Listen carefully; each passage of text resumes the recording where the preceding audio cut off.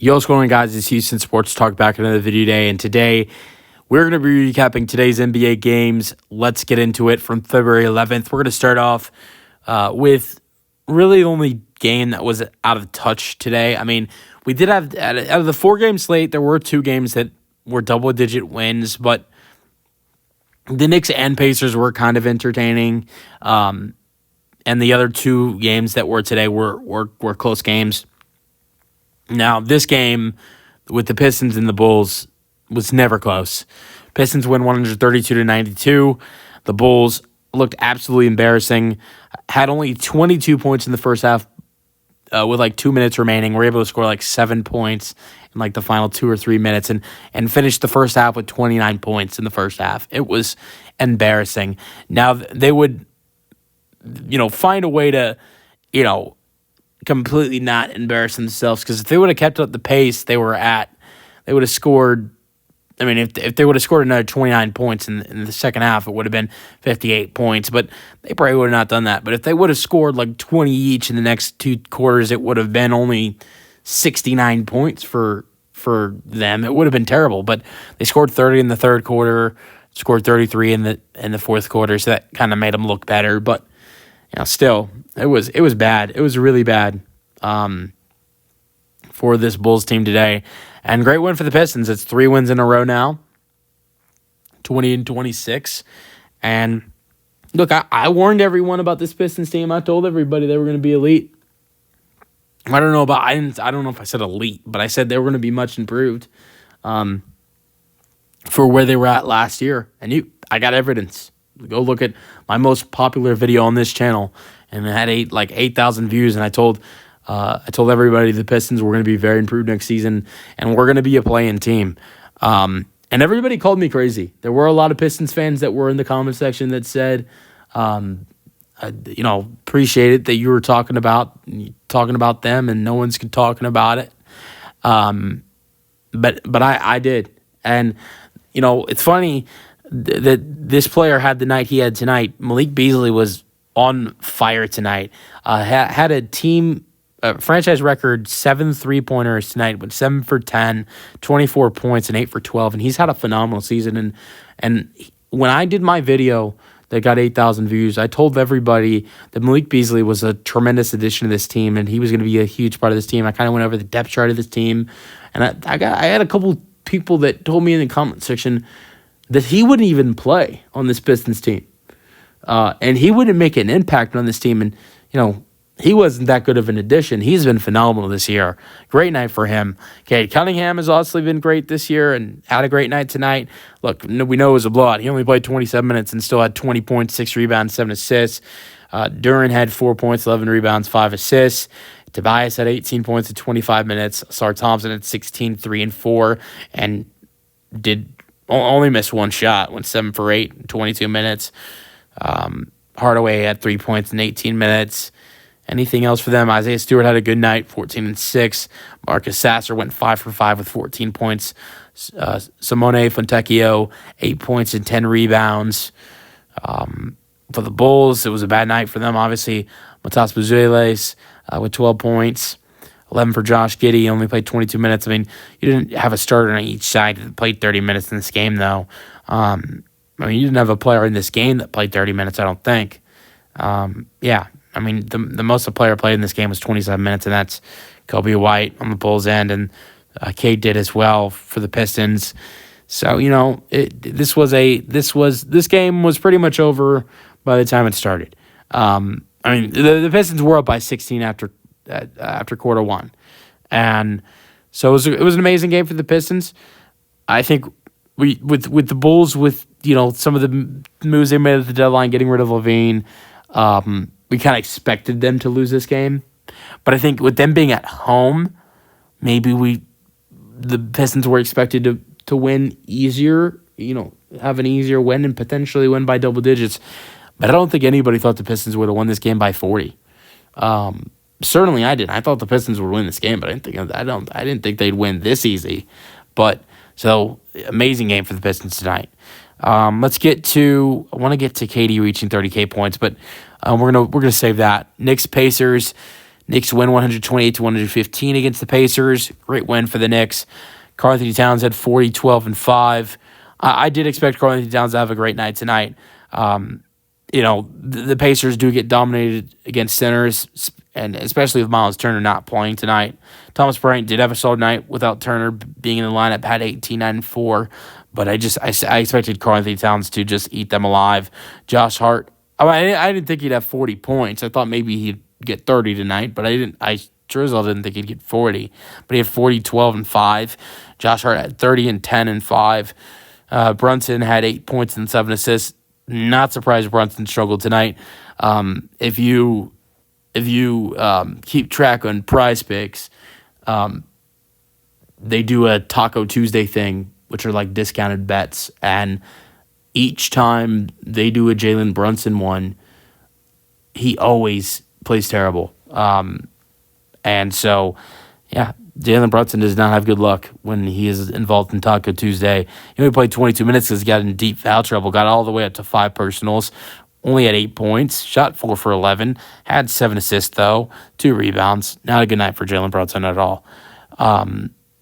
Deuce McBride, I mean, you'd think with Brunson not playing much, not playing well, there were guards that sure would step up the bench, and there were, because you had 3 players combined for 37 points. Yeah, I think it was 35 points off the bench. Landry Shaman had 11, shot 5 for 9 with 4 assists. Cam Payne had 9 points, had 8 assists. Deuce McBride had 15 points and went 4 for 4 from 3. So it's great to know you have guards like that to step up off the bench like that with barely no Brunson. Played 22 minutes in this game, which is not a lot at all, especially for him, and did not shoot well at all. So you had guys like Shamet, Payne, and Deuce to step up huge for this team tonight. I think that was huge for them. For the Pacers, Siakam was great, 24 and 5. Halliburton had 8 assists and 5 rebounds, 16 points. Not terrible, but not great. I talked about Thomas Bryant. Madurin had 18 off the bench with 4 assists. But let's get to Philly and Toronto. Terrible loss for Philly. 106-103. Maxey looks terrible. 1 for 9, 5 points, 5 rebounds, 3 assists. Joel Embiid does great tonight. Not surprising, because Joel Embiid absolutely murdered. I mean, we're talking about murdered the Raptors in his games against them last season. He had 27, 12, and 4 tonight.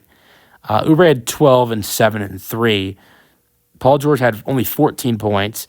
You can't have Paul George only score 14 points if Maxey's going to score 5. I get Paul George scoring only 14 if Maxey's going to have a great night and Embiid's looking good. But on a night where Embiid has a solid night but doesn't even shoot 50% from the floor, and you got Maxey playing the way for the way he was playing, you need Paul George to step up.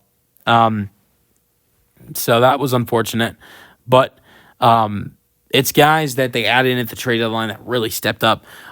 Jared Butler had 15, 4 and 4. Quentin Grimes had 13, 7 and 4. I thought those were really good additions at the deadline. I mainly loved the Butler trade because they were getting rid of Reggie Jackson, and I thought Butler was an improvement compared to Reggie Jackson, and all he had to give up was a first-round pick and get 4 second-round picks back. I wasn't a huge fan of the Grimes for Martin trade, because of the fact that you have to, trade a contract that is, has 3 seasons left on his deal for an expiring contract. But Grimes has looked great early on as a Sixer, 13, 7, and 4 tonight. Yabusele looked good, 8 and 6 and 2, but did have a rough shooting night. So, but I think Philly needed guys like Maxey and George to step up tonight, and that didn't happen. I think the thing that hurts the most if you're the 76ers losing this game is the fact that this was a night where, going into today's slate of games, you're 1.5 games back from being the 10 seed and getting into the play-in mix which is something you 100% want to get into, and have Joel Embiid and Maxey and Paul George have a chance to potentially get in the playoffs. Well, we know what happened with the Bulls, and the Bulls got stomped by the Pistons.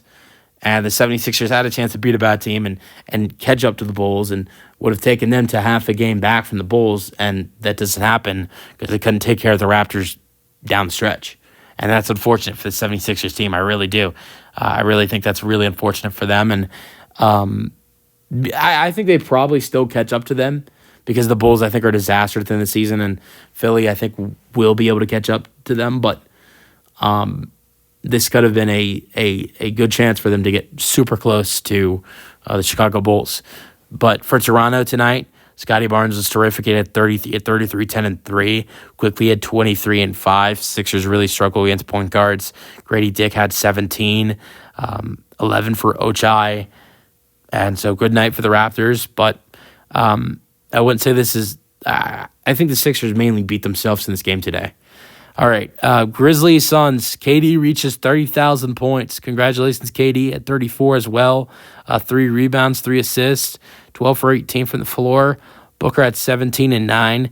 For some reason, Booker did not want to shoot the 3 tonight. The Suns shot terrible from 3. They had Bol shoot 10 threes. He had a great night. He had 18 and 14.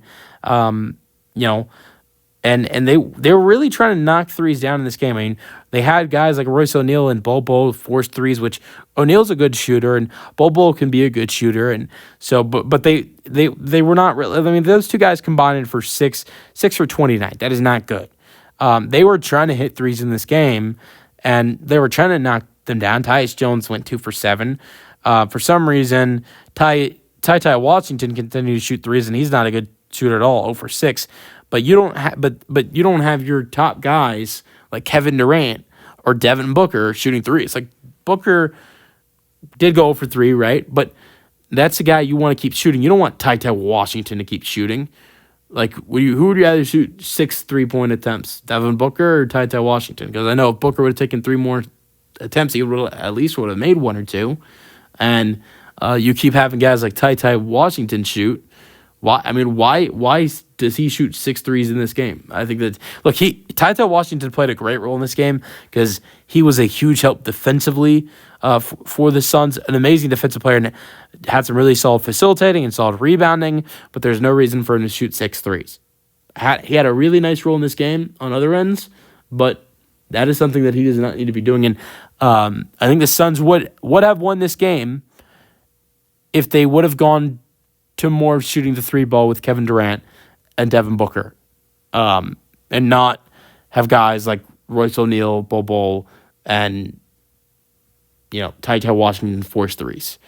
But Bol was great tonight. He had 18 and 14 and amazing defensively, 4 blocks, 2 steals, and he did hit some really incredible threes. But I thought he shot too many threes, but he had a good night. And I thought Ty Washington made a solid impact defensively, which was good for them.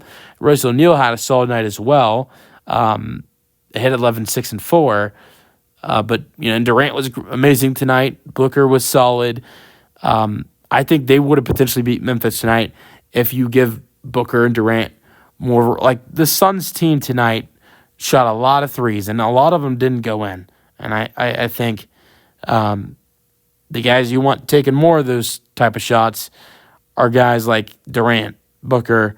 I mean, Grayson Allen, he only took 4 threes tonight.